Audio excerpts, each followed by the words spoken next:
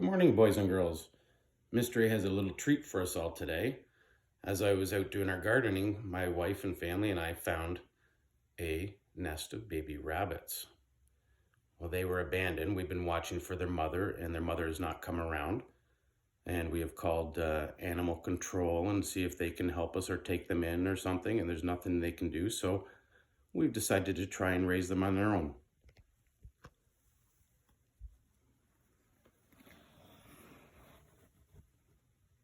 And they are about 5 days old.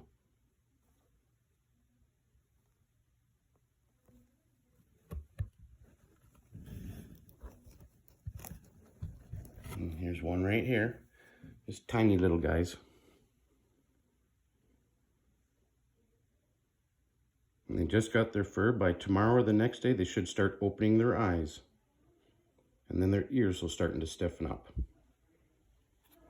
I better get him back in there with his little friends and brothers and sisters. Get them all warmed up. And there he goes to snuggle in.